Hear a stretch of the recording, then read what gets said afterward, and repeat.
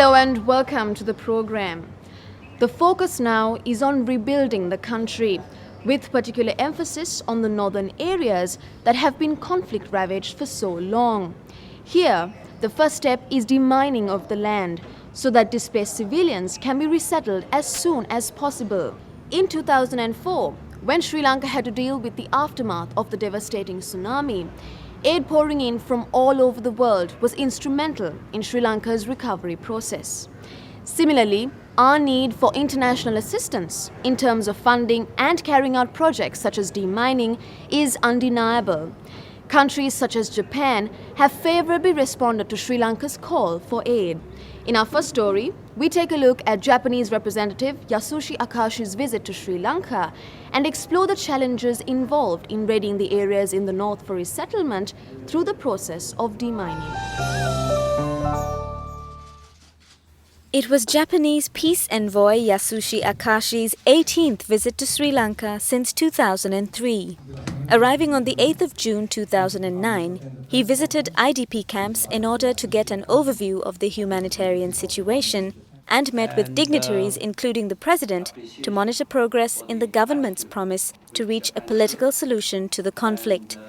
At a press conference on the 11th of June, he shared his impressions of his visit with the media. It is clear to me that during the interval of 5 weeks or so since my last visit, tangible progress has been made in the conditions of life in these IDP camps in the north, Manik farm camps. More camps have been added. Conditions of life have to some extent improved. Although satisfied with the government's current efforts in terms of providing for the IDPs, Akashi admitted that the main challenge still lay ahead, namely that of resettling civilians back in their homelands and removing their refugee status. The government has announced plans to resettle 80% of those displaced by the end of the year. But the prerequisite for this is the process of demining. Unless the lands are clear, the people cannot be moved with any guarantee of their safety. So the government, along with foreign donors such as Japan, have made demining a priority. For full-scale resettlement to be done in a speedy manner,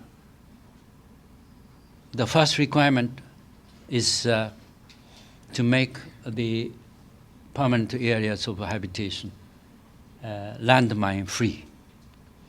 And this is a gigantic task.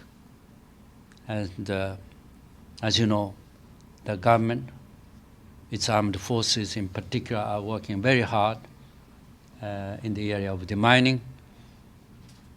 And a number of other governments, with the help of non-governmental organizations with experience in demining, are also participating in demining. Demining has been in progress within Sri Lanka since the ceasefire in 2002. At the time, funding poured in, but donor countries were understandably discouraged when the war resurfaced in 2006, undoing a lot of the demining work they had invested in. But now that the war has ended, the response by international donors has once again spiked. The Japanese government is reported to have pledged $1.4 million towards demining activities in the north. Steen Wetleson, program manager for the Danish Demining Group, or DDG, one of the 4 largest demining outfits working within the country, finds this a very promising step in the country's next stage of recovery. It's important, and I know it's fully recognized with the government when I talk with them also, it's important to get people back home as soon as possible, to get re-established the economy, and that's where we need to clear the mines so they can be safety in their village and they can go out on their paddy fields and work and grow, and this will make them happy, but it will also make the whole economy in Sri Lanka booming again. With an estimated 5,000 square kilometers to start working on, the DDG has their work cut out for them. Despite having worked in the country for nearly 6 years, they are now facing a unique challenge. As the LTTE retreated during the last stages of the conflict, they laid mines sporadically with absolutely no mapping system in place in order to delay the army's advance. It will be a very time-consuming exercise to figure out where exactly these mines are in order to even get started on demining. However, the resettlement of civilians might happen sooner than expected. So the first job is for us is really to determine where can people actually return to, so the government can start the resettlement process very fast. Then afterwards, of course, we will go back to the areas where we find possible dangerous areas, and then that will be the much more detailed work, and that will be very time consuming. We have the first preliminary result has come out from Mana, where the government has started resettlement, that actually showed that the initial survey, which is some very fast to do, released 80% of the land. So the government's perception or ideas of returning 80% of the people before the end of the year, it's not impossible. As encouraging as this is, Steen admits that they will all be working on a very tight schedule in their efforts to meet the government's promised deadline. The DDG will have 700 personnel in their employ by September, and also make it a practice to train and hire IDPs to do demining work, so that they will have the finances to start their lives when they are resettled.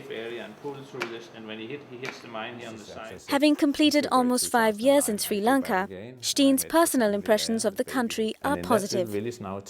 Revisiting areas where IDPs have been resettled after mine clearance, he has seen the country flourish in the east and hopes to see a similar trend in the north in the near future. Seeing it in the east, I have never seen so many green paddy fields in the east than I did a few months ago when I was over there. They were everywhere, and a huge extra harvest coming in. I mean, this is the stories we see, that the successful resettlement, taking people from being IDPs, being kind of refugees, and taking them through the process back home to be normal, productive citizens. This is, personally, one feels good when we have stories like that, and there are many stories like that.